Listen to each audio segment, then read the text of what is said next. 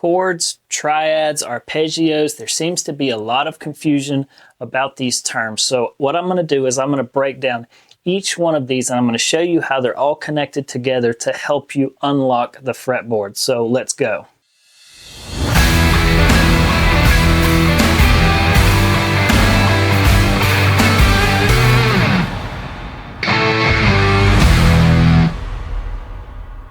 So a chord is simply putting three or more notes together. So let's just take the C chord. In the C chord we have a C, an E, and a G. And if we play those together we get a C major chord. Now if you're familiar with the number system, C would be your 1, E would be your 3, and G would be your 5. Now it doesn't matter what order you play these notes, as long as you play these together you always get a C major chord. So if I play 1, 3, and 5, C, E, and G, I get I get a C major. I can also play it 3, 5, and 1, so E, G, and C. And I can also play it 5, 1, and 3. All of these still make a C major chord. They're just what we call inversions. So each one is just a different inversion. Now, if you've been following me for any amount of time, you know that I'm a big fan of moving chords around the guitar neck. So one that I talk about all the time is taking this A shape, and I've mentioned this before, if you take this A shape and move it up to the 5th fret, you get a C chord.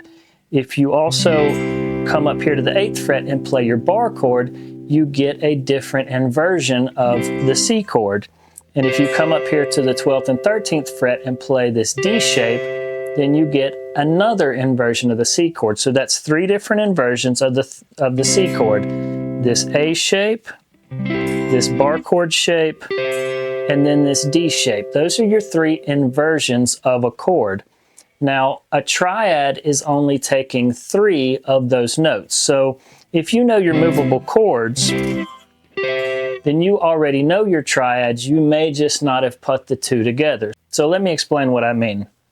Let's just take the E, the B, and the G string. So we'll just take those 3 strings and we'll make this A shape. And you're gonna have to put your finger here as you move it up. So you're making this shape, we move it up, we get A sharp or B flat. Move it up again, we get B. And then finally we move it up to where these fingers are on the 5th fret, we get that C triad. 3 notes being a triad. And this would be a 1, a 3, and a 5. So if you play this triad, you get 1, 3, and 5, C, E, and G. If you come up here to where you would play your bar chord, but we're only going to play the E, the B, and the G string, we get a 3, a 5, and a 1. So our E, our G, and our C.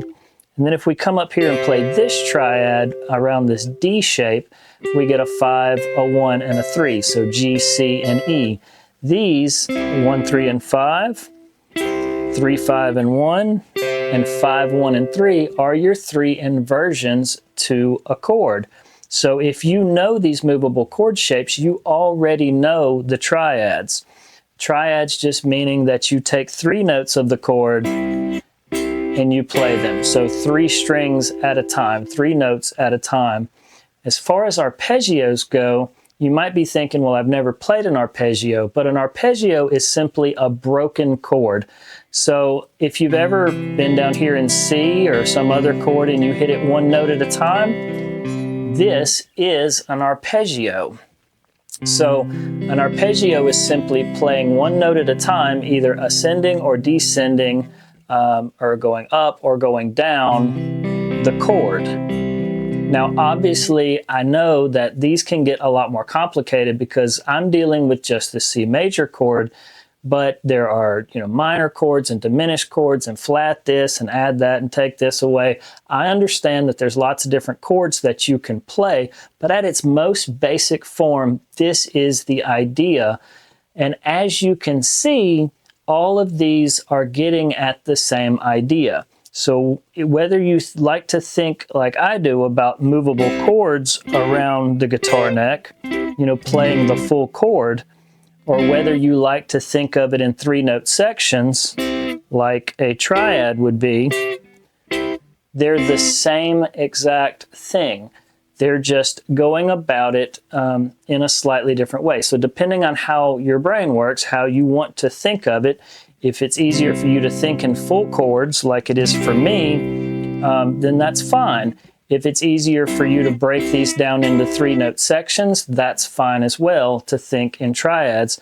And if you take these chords and play them 1 note at a time, up and down, then you get an arpeggio. But all of these things are just different sides of the same coin. They're helping you unlock the guitar neck. Now, I'm not going to sit and spell every single thing out for you in this video. I've showed you where, your triads or your movable chords are here in C, but if you wanted to do this in, say, the key of D, then you would just move everything up 2 frets, and you would get the key of D. You would get the different inversions of the D chord. Or if you wanted to do this in A, you could come down here where you would play your A chord, and you would be in the key of A, and these would be your chord inversions in A. So play around with this because it really will help you see the fretboard and unlock it, whether you think of it in 3-note sections or whether you think of it in full chords. And, if you want to practice hitting them 1 note at a time so that you're playing arpeggios, that is great as well. But I really do hope this helps. And as always, if you need something, just reach out to me. I'll be glad to help you.